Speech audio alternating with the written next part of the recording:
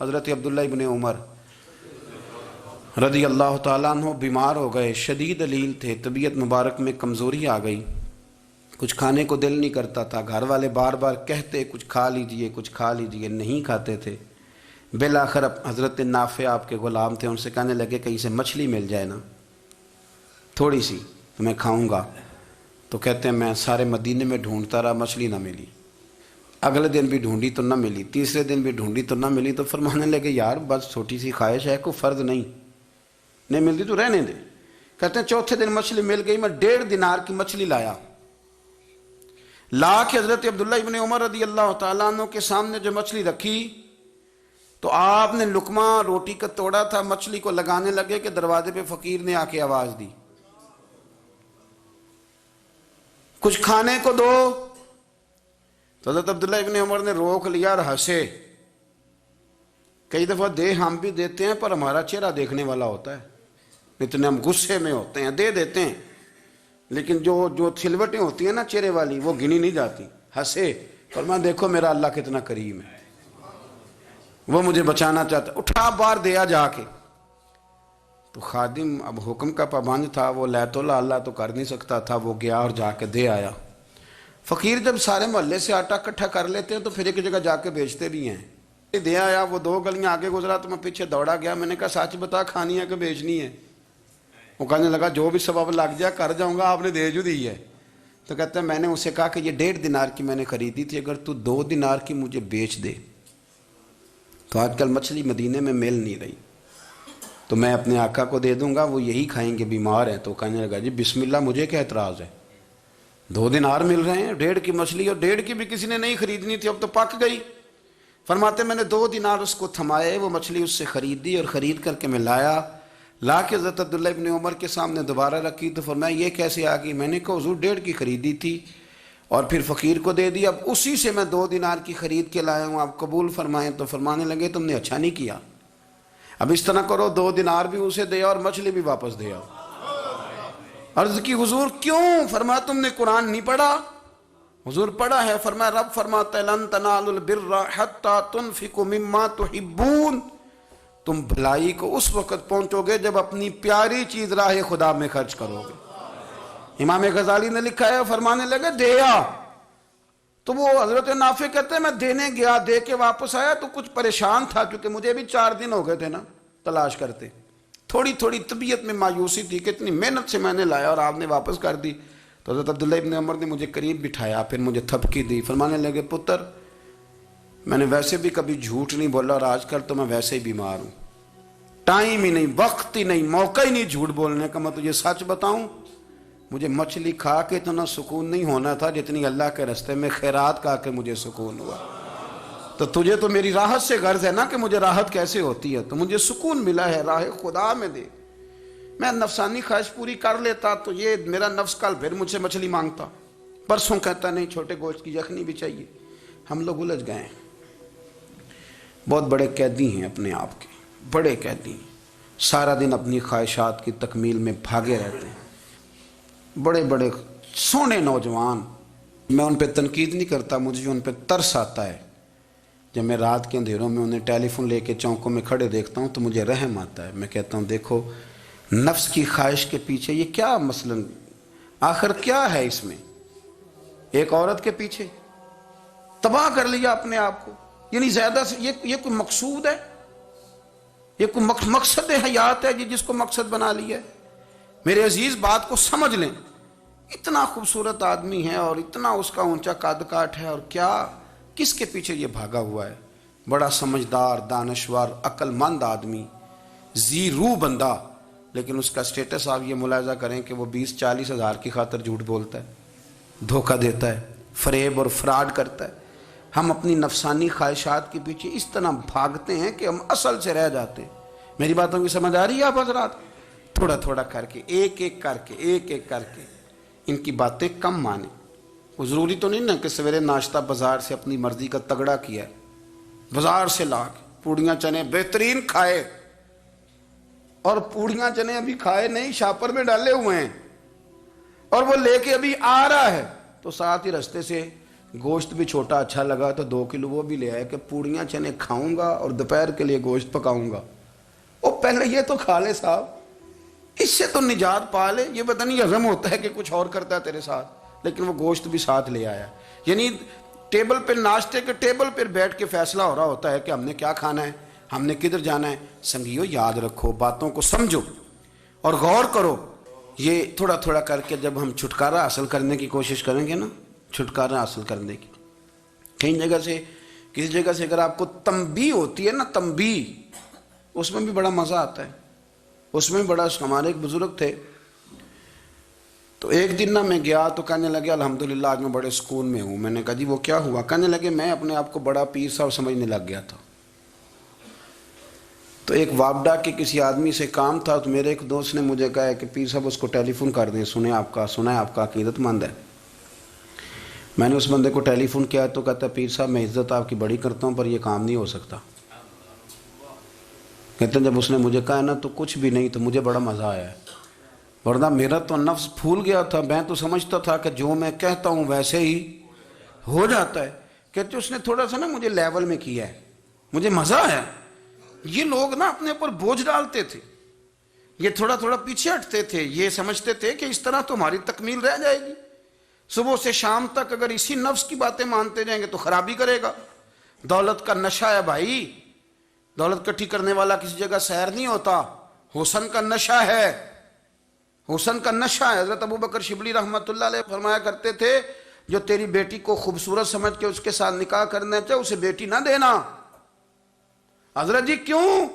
فرمایا حسن تو تھوڑے دن کے بعد ختم ہو جائے گا, پھر وہ اس کی قدر نہیں کرے گا, وہ تو کہیں اور منہ مارتا پھرے گا. حضرت ابو بکر شبلی رحمۃ اللہ تعالیٰ علیہ کی بیٹی خوبصورت تھی. ایک نوجوان کہنے لگا میرا نکاح کر دیں. آپ فرمانے لگے پتر تو 1 مہینے کے بعد آنا, کر دوں گا. بڑی موٹی تازی خوبصورت صاحبزادی. تو حضرت نے اسے دوائی کھلائی, اسے پخانے لگ گئے. جو پخانہ کرتی ایک مٹکے میں سنبھال دیتے.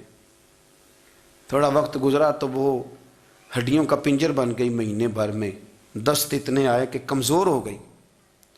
تو ابو بکر شبلی 1 مہینے کے بعد نوجوان کو بلایا, فرمایا ادھر آ تیرا نکاح کروں. بچی دکھائی تو وہ کمزور بستر پہ پڑی. فرمایا شادی کر. کہنے لگا اس سے نہیں میں نے کرنی. فرمایا یہ وہی ہے؟ کہنے لگا جی نہیں. فرمایا تو کہتا تھا مجھے عشق ہے, کدھر گیا تیرا عشق؟ کہنے لگا حضرت صاحب آپ کیسی بات کر رہے ہیں؟ فرمایا ادھر آ. پھر وہ مٹکا جس میں گند رکھا تھا وہاں لے گئے. فرمانے لگے تیرا اس کے ساتھ عشق تھا, یہ ہے تیرا عشق. فرمایا اسے تو میں 4 دن روٹی کھلاؤں گا پھر تندرست ہو جائے گی, لیکن میں دیکھنا چاہتا تھا کہ تو میری بیٹی سے پیار کرتا ہے یا اس کے چہرے پہ آنے والی کچھ وقت کے لیے سرخی سے پیار کرتا ہے, اس لالی سے پیار کرتا ہے جو جوانی کے وقت بچوں اور بچیوں پہ آتی ہے. کس چیز کے دل دادا؟ یعنی کیا مطلب؟ نفس کی غلامی, سراسر غلامی. اور پلٹ پلٹ کے اور بڑے بڑے سیانے بندے چھوٹی سی خواہش کے لیے. بڑا سمجھدار آدمی, بڑا سیانا بندہ. میں ایک بڑے بزرگ عالم تھے, میں ایک دفعہ ملنے گیا تو پائے پکا رہے تھے, خود پائے پکا رہے تھے. تو وہ بڑے پیار کی بات ہوتی ہے نا جی, تو تامت باندھی ہوئی اور بڑی جناب خستہ حالی, اور وہ پائے پکا رہے ہیں. تو میں نے ان سے کہا, میں نے کہا حضرت جی پائے تو کسی اور نے بھی پکا لینے تھے, آپ بخاری لے کے بیٹھتے, چلو میری طرح کا کوئی بندہ آپ سے استفادہ بھی کر لیتا. اب پائے آپ لائیں گے, پھر پکائیں گے, پھر آپ کھائیں گے, تو یہ تو 24 گھنٹے آپ کسی کام میں گزر جائیں گے. تو یہ ایک چھوٹی سی خواہش کے لیے. میں کسی چیز کو حرام نہیں کہہ رہا, قرآن پاک کی جو آیت پڑھی ہے صرف اس کی تفسیر آپ کے سامنے عرض کر رہا ہوں. ہماری خواہشات ماں پالتی ہے, آپ کو نہیں پتا کتنے دکھ سہتی ہے. میں ان ماؤں کو جانتا ہوں جو بیٹے کے حصوں کی مار بھی اس کے ابے سے کھاتی ہیں, مار کھاتی ہیں وہ. ایک خاتون ایک کان سے سنتا نہیں, میرے پاس ایک دفعہ آئی, کہنے لگی 60 لگ گئی سی, کوئی دعا کر دیں یا کوئی وظیفہ پر, ڈاکٹر کہتے ہیں ٹھیک نہیں ہو سکتے. میں نے کہا باجی صحیح بتاؤ مسئلہ کیا ہے؟ کہنے نہیں کچھ بھی نہیں, مسئلہ کیا ہونا ہے, پتر غلط نکل آیا ہے, اس کا باپ روز مارتا ہے, آج میں آگے گئی ہوں تو اس نے ایک تھپڑ میرے کان پہ مار دیے. تو پردہ پھٹ گیا. مائیں مار کھاتی ہیں, لیکن وہ پتر جس کو بڑی محنت سے پالا ہے وہ جوان ہوتا ہے تو اماں سے کہتا ہے تجھے چھوڑ دینا ہے, پر جس لڑکی سے میرا ٹیلی فون پہ رابطہ ہے اسے نہیں میں نے چھوڑنا, وہ نہیں چھوڑ سکتی. ہر شے کچل جاتا ہے وہ. اماں کبھی لیٹ کے رات کو سوچتی ہے کہ یہ تو میری کل کمائی تھی, میں تو آج بھی اس کے حصے کے تھپڑ اپنی گالوں پہ برداشت کر رہی ہوں، تو یہ کدھر گیا؟ اردشیر نام کا بادشاہ تھا، حضرت محدث ابن الجوزی آج سے کچھ 700 سال پہلے لکھتے ہیں۔ اردشیر بادشاہ بڑا خوبصورت تھا، جوان تھا، بڑا عقل مند تھا۔ اس نے اس طرح کی قریب قریب کی ساری ریاستوں پہ قبضہ کر لیا۔ بڑا عقل مند زیرک تھا، قبضہ ہو گیا۔ ایک بادشاہ بڑا سخت تھا، اس کے ساتھ جب پنجہ آزمائی ہوئی تو اردشیر کہتا ہے اس پہ میرا قبضہ نہیں ہو رہا تھا، اور جب ہم نے ساری ریاستوں نے مل کے اس پر حملہ کیا تو ایک قلعے کے اندر قلعہ بند ہو گیا۔ اردشیر بڑا خوبصورت آدمی تھا، بڑا سمجھدار تھا، تو وہ بادشاہ قلعہ بند ہو گیا، اس نے کہا نکلنا ہی نہیں۔ اب وہ اندر بند ہے، یک بارگی حملہ کیا تو وہ بڑا بڑا قلعہ تھا اس میں بند ہو گیا۔ اس بادشاہ کی نا جس پر حملہ کیا، اس کی بیٹی اچانک ایک دن قلعے کی دیوار پہ چڑھی تو اردشیر کے حسن و جمال کو دیکھا تو عاشق ہو گئی، اور اپنے ہی باپ کے خلاف اسے کہنے لگی کہ اگر تو میرے ساتھ شادی کا وعدہ کرے نا تو میں تجھے رستہ بتاتی ہوں حملہ کرنے کا۔ اس نے کہا میرا وعدہ رہا، تو رستہ بتا۔ اس نے رستہ بتایا اس لڑکی نے، اور بادشاہ نے حملہ کیا تو اس کا باپ قتل کیا، اس علاقے پہ قبضہ کیا شادی کے وعدے پر۔ ہاں نفسانی خواہش بندے کو اندھا کر دیتی، نہیں سمجھ آتی اس کو میں کدھر جانا ہے، اندھا کر دیتی۔ حملہ کیا، اور جب اس لڑکی کو لے کے آیا نا اپنے محل میں، تو پہلے دن شادی کی پہلی رات تھی، تو بستر بچھایا کنیز نے، تو وہ کبھی کروٹ ادھر بدلتی کبھی ادھر بدلتی، تو بادشاہ کہنے لگا کیا ہے؟ کہنے لگی بستر میں کچھ ہے، مجھے تکلیف دے رہی۔ اس نے چراغ جلائے اور جب بستر اٹھایا تو ایک اتنا سا دھاگا نکلا۔ دھاگے سے عموماً تکلیف نہیں ہوتی، تو اس نے کہا تو اتنی نرم و نازک ہے کہ دھاگا؟ کہنے لگی میرا باپ نا میرے ساتھ اتنا پیار کرتا تھا کہ روز میرا بستر بھی خود بچھاتا تھا، اور اس نے آلہ رکھا ہوا تھا، وہ ناپتا تھا کہ کوئی پایا اونچا نیچا تو نہیں، میری بیٹی کا بیلنس سوتے وقت خراب نہ ہو جائے، اور میرے لیے گوشت اور کپڑے بھی خود پسند کر کے لاتا تھا، کھانے پینے کا خود خیال کرتا تھا۔ اردشیر کہنے لگا اچھا وہ اتنا پیار کرتا تھا، اور پھر تو نے اس کے ساتھ کیا کیا؟ کہنے لگا بلاؤ کنیزوں کو بلایا، فرمایا اس کو اٹھاؤ اور جلاد کے پاس لے جاؤ، اسے کہو کہ اس کے بال ایک گھوڑے کے ساتھ باندھے، پیر دوسرے گھوڑے کے ساتھ باندھے، اور ایک گھوڑا ادھر بھگا دے، کدھر بھگا دے۔ یہ جس کے باپ نے اتنا پیار کیا، یہ نفس کی اتنی غلام ہے کہ اس کی وفادار نہیں رہی تو میری وفادار کیسے بنے گی؟ جس نے اتنے نازوں سے پالا کہ دھاگا اسے برداشت نہیں۔ او یارو یاد رکھو، اگر نفس کی غلامی کرو اور بڑے بڑے وفاداروں کو چھوڑ کے غلامی کرو تو پھر کہو وفادار مل جائیں، کوئی بول وا لڑا نہ بول بیٹھی ہوندے خصم ناراض بڑ بولیاں دے، کہاں سر کھائے تے بلبل ٹھنڈ پائے، بڑے فرق نہیں سجنا بولیاں دے، جڑیاں خصماں دی وچ رضا وسن، پاگ جاگ جاندے انہاں گولیاں دے، آپ ادلیاں نو سردار پین تکے تے شرما والیاں نو چوٹے ڈولیاں دے۔ اپنے نفس کے پیچھے چلو گے تو یہ تباہی ہے۔ جب ہم نے کسی سے وفا نہیں کی تو یہ کیا امید ہوئی کہ دنیا ہم سے وفا کرے گی؟ اللہ رسول کی مرضی کے مطابق اصول پسند زندگی بنائیں، ایک ایک کر کے اپنی خواہشات سے پیچھے ہٹیں، تھوڑے پہ گزارا کرنا سیکھیں، اپنے نفس کو سمجھائیں۔